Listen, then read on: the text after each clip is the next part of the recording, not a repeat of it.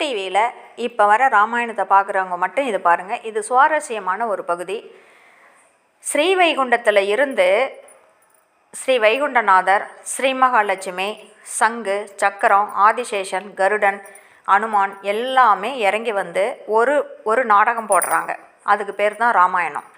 ஸ்ரீராமர், லக்ஷ்மணர், சங்கு வந்து பரதனாகவும் சக்கரம் வந்து லக்ஷ்மணனாகவும் பிறந்தது. ஆதிசேஷன் வந்து லக்ஷ்மணனாக பிறந்தார் அப்படின்னு சொல்லிடலாம். நமக்கு எல்லாத்துக்குமே தெரியும். தாய் மகாலட்சுமி தான் சீதாதேவியாக பிறந்தாங்க அப்படின்னு சொல்லிட்டு, இதுக்கு முன்னாடி அவர் எடுத்த வாமன அவதாரம், நரசிம்ம அவதாரத்தெல்லாம் என்னை கூட்டிகிட்டு போகல, எதுக்குமே பரசுராமர் எதுக்குமே என்னை கூட்டிகிட்டு போகிறதில்ல அப்படின்னு சொல்லிட்டு பிரச்சனை பண்ணினதாகவும், மகாலட்சுமி பிரச்சனை பண்ணினதாகவும், நீ பூமியிலலாம் நீ நடக்கிற கொடுமையை நீ சமாளிக்க மாட்ட, தாங்க மாட்டேன்னு சொல்லி ஸ்ரீஹரி விஷ்ணு வந்து அட்வைஸ் பண்ணினதாகவும், அதை வந்து மகாலட்சுமி நான் கேட்கவே மாட்டேன்னு சொல்லி பிடிவாதம் பிடிச்சி தான் சீதாதேவியை பிறந்தாங்க அப்படின்னு சொல்லிட்டு ஒரு வரலாறு சொல்லுது. அப்புறம் வந்து போதுண்டா சாமி, ஆளை விட்டா போதுண்டா சாமி, இப்படி தான் பூமி வாழ்க்கை இருக்குமான்னு சொல்லிட்டு பூமியில் புதைஞ்சு போயிட்டாங்க அப்படின்னு சொல்லிட்டு வைகுண்டம் போயிட்டாங்க அப்படின்னு சொல்லிட்டு ஒரு வரலாறு இருக்குது. இப்போ வந்து அவங்கெல்லாம் ஒரு நாடக கோஷ்டி. இதில் ராவணன் யார் அப்படின்னா ஜெய விஜயர்கள், வாயில் காப்பாளர்கள் 2 பேர்த்த கூட்டிக்கிட்டு அவங்க எல்லாம் ஒரு படபட்டாளத்தோடு வந்து டென்ட்டு போட்டு, பூமியில் டென்ட்டு போட்டு அங்கே ஒரு நாடகத்தை நடத்திக்கிட்டு திருப்பி அவங்க கிளம்பி போகிறாங்க. இதெல்லாம் நாம் வந்து எதுக்காக பார்க்குறோம் அப்படின்னா, மண்ணாசை பெண்ணாசை. ராமாயணம் மகாபாரதம் ரெண்டுமே எவ்வளோ படையெடுப்பு வந்தாலும், எத்தனை காலம் மாறினாலும், எத்தனை சதுரகம் மாறினாலும் மாறவே மாறாத இதிகாச புராணங்கள். அன்னைக்கு வந்து இப்போ வந்து ரொம்ப ரொம்ப ரொம்ப பிளாக் அண்ட் ஒயிட் காலத்தில் ஹிந்தி ராமாயணத்தில் இருந்து, அப்புறம் வடமொழி ராமாயணத்திலிருந்து, அதுக்கப்புறம் எப்படியோ வந்த ராமாயணம் இது வரைக்கும் எத்தனை பேர் ஸ்ரீராமராக நடிச்சிருக்கிறாங்க, எத்தனை பேர் மகாலட்சுமியா, எத்தனை பேர் ராவணனாக நடிச்சிருக்கிறாங்க. ஆனால் நம்ம பார்த்துக்கிட்டு தான் இருக்கிறோம். எத்தனையோ பகுதியில் எவ்வளவோ கூத்தில் பார்க்குறோம், நாடகத்தில் பார்க்குறோம், சினிமாவில் பார்க்குறோம், இந்த மாதிரி ராமாயணமாக வர்ற ஒரு பெரிய மெகா சீரியலில் பார்க்குறோம். ஆனால் நமக்கு சலிக்கிறதே கிடையாது.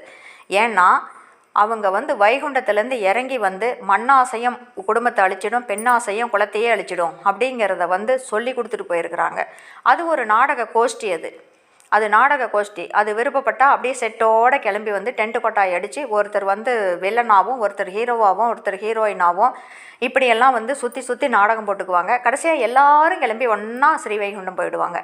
இதை நாம் தான் புரிஞ்சுக்கணும். இதை புரியாத சிவபெருமானும் பார்வதியும் பாவம் யாருக்கு வரம் கொடுக்கறது, எப்படி வரம் கொடுக்கறது அப்படின்னு சொல்லி குழம்பி போய் நிற்கிறாங்களாமா. இதையும் நாம் ராமாயணத்தில் பார்த்துக்கிட்டு தான் இருக்கிறோம். இன்றைக்கி வந்து சிவபெருமானும் பார்வதி தேவியும் பேசிக்கிட்டதெல்லாம் கேட்டிருப்போம். இவங்க வைகுண்ட கோஷ்டி வந்து ஒரு நாடகம் போடுதுன்னா, கைலாய கோஷ்டி வந்து யோசிக்குதாமா. இதெல்லாம் நாம் புரிஞ்சு நடந்துக்கணும். ஆமாங்க, வைகுண்டமும் கைலாயமும் யோசிக்குது, நாடகம் போடுது, ஒன்று அருள் புரியுது. பாருங்கள், நமக்காக தான் அவங்கெல்லாம் அதெல்லாம் செய்கிறாங்க. நாம் இதை புரிஞ்சிக்கிட்டு யாரையும் கஷ்டப்படுத்தாமல் நாம் வாழலாம். யாரையும் எதற்காகவும், மண்ணாசைக்கு சரி, பெண்ணாசைக்கு சரி, பணங்கிற உருவா நோட்டுக்காகவும் சரி, தங்கத்துக்காகவும் சரி, பூமிக்காகவும் சரி, எதுக்காக வேணாலும் இருக்கட்டும், எந்த கஷ்டத்துக்காக வேணாலும் இருக்கட்டும், எந்த நஷ்டத்துக்காக வேணாலும் இருக்கட்டும், யாரையுமே எதற்காகவும் துன்பப்படுத்த வேண்டாம். இதை தான் மகாபாரதமும் ராமாயணமும் ஸ்ரீகிருஷ்ணரும் ஸ்ரீராமரும் ரொம்ப தெளிவாக நமக்கு சொல்லி கொடுத்துட்டு போயிருக்கிறாங்க. தயவு செஞ்சு எந்த காரணத்துக்காகவும் யாரையும் கஷ்டப்படுத்தாதீங்க.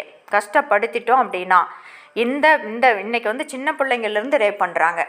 ராவணன் அவ்வளோ பெரிய சக்கரவர்த்திக்கே கொன்று புதைச்சிட்டு போயிட்டார் ஸ்ரீராமர். அப்படிப்பட்ட ஒருத்தர் இந்த சாதாரண பசங்கள்லாம் விட்டுருவாரா? இந்த மாதிரிலாம் தயவு செஞ்சு பண்ணாதீங்க.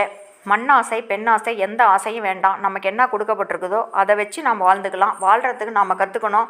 முடிஞ்சால் நாம் சம்பாரித்து நாமளே பெருசாக இது பண்ணிக்கலாம். கல்யாணம் பண்ணும்போதே அழகான பொண்ணாக பார்த்து கல்யாணம் பண்ணிக்காங்க. இல்லைன்னா கல்யாணமே பண்ணிக்காமல் இருந்துக்காங்க, அப்படி கூட இருந்துக்காங்க. இந்த மாதிரி கேவலமாக எந்த காரியத்தையும் செஞ்சு கடவுளுடைய கோபத்துக்கு ஆளாக வேண்டாம்.